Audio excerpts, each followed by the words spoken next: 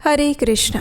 जब हमें ये भौतिक देह प्राप्त होता है तो उस समय भगवान हमें ये आदेश देते हैं कि इस भौतिक देह का उपयोग करके हम अपनी परम आध्यात्मिक उच्च गति को प्राप्त करें। लेकिन जैसे ही इस भौतिक संसार में हमारा प्रवेश होता है, भौतिक माया हमें घेर लेती है और विस्मृति के कारण हम भगवान के इस आदेश को भूल जाते हैं। लेकिन भगवान बड़े कृपालु हैं, वे हमें कुछ चीज़ों को भूलने नहीं देते और इसीलिए उन्होंने भगवत गीता का ज्ञान दिया है ताकि उसे पढ़कर, उसे अपने जीवन में उतार कर हम अपने इस मनुष्य जीवन को सफल बना सकें। जिस दिन भगवान श्री कृष्ण ने कुरुक्षेत्र की युद्ध भूमि में अर्जुन को ये गीता सुनाई थी, वो दिन यानी कि मोक्षदा एकादशी का दिन, और वो दिन गीता जयंती के नाम से भी जाना जाता है। तो आने वाले समय में इसी गीता जयंती के उपलक्ष्य में इस समय हम श्रवण कर रहे हैं भगवत गीता का महात्म्य दर्शाती हुई इन सुंदर कथाओं का। तो चलिए आज भी हम भगवत गीता के महात्म्य को दर्शाती हुई इस पौराणिक कथा का श्रवण करते हैं। आइए आज की कथा आरंभ करते हैं।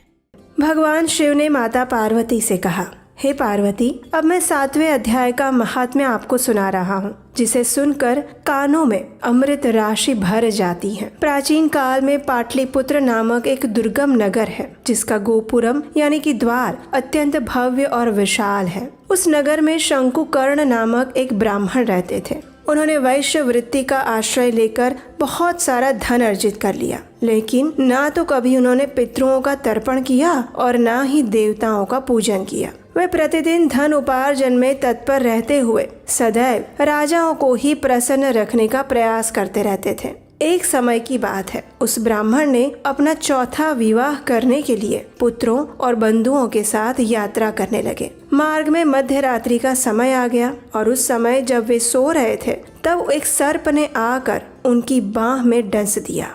अब उस समय सर्प के काटने की वजह से उनकी ऐसी स्थिति हो गई कि मणि, मंत्र और औषधि द्वारा भी किसी भी प्रकार से उनके शरीर की रक्षा करना असंभव बन गया और फिर कुछ ही देर में उन्होंने अपने प्राण त्याग दिए।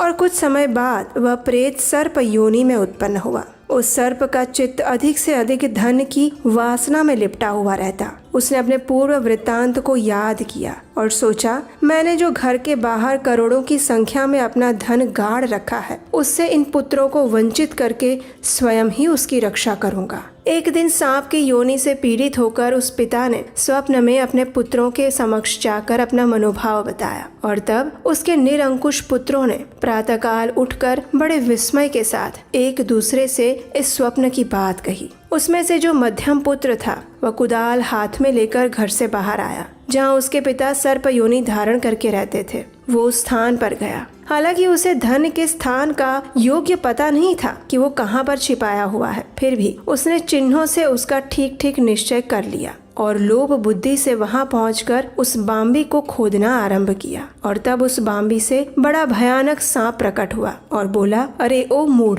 तू कौन है, किस लिए आया है और क्यों ये बिल खोद रहा है, किसने तुझे भेजा है? तो उस पुत्र ने कहा, मैं आपका पुत्र हूँ, मेरा नाम शिव है। मैं रात्रि में देखे हुए स्वप्न से विस्मित होकर यहाँ सुवर्ण लेने के लिए आया हूँ। पुत्र की ऐसी बात सुनकर वह सांप हंसता हुआ उच्च स्वर से कहने लगा, अगर तू मेरा पुत्र है तो मुझे शीघ्र ही बंधन से मुक्त कर। मैं पूर्व जन्म के गाड़े हुए धन के लिए ही सर्प योनि में उत्पन्न हुआ हूँ। तब उस पुत्र ने पूछा, हे पिताजी, आपकी मुक्ति कैसे होगी, इसका उपाय बताइए, क्योंकि मैं इस रात में सबको छोड़कर आपके पास आया हूँ। तब उस पिता ने कहा, हे बेटा, गीता के अमृतमय 7वें अध्याय को छोड़कर मुझे मुक्त करने में समर्थ और कोई भी नहीं है। ना कोई तीर्थ यात्रा, ना कोई दान, ना कोई तप और ना ही यज्ञ। मात्र गीता का 7वां अध्याय ही प्राणियों के जरा, मृत्यु आदि दुख को दूर कर सकता है। इसलिए हे पुत्र, मेरे श्राद्ध वाले दिन 7वें अध्याय का पाठ करने वाले ब्राह्मण को श्रद्धा पूर्वक भोजन करवाना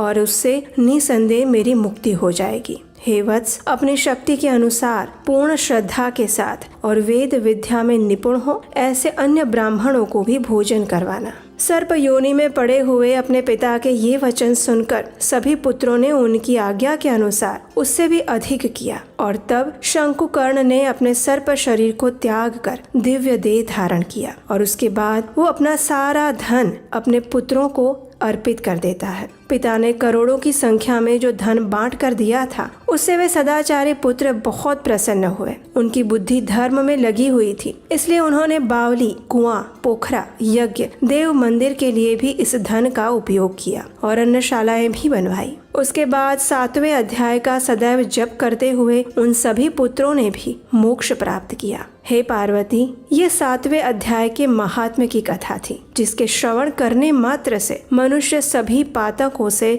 मुक्त हो जाता है। तो ये थी आज की हमारी भगवत गीता के 7वें अध्याय के महात्म्य की कथा।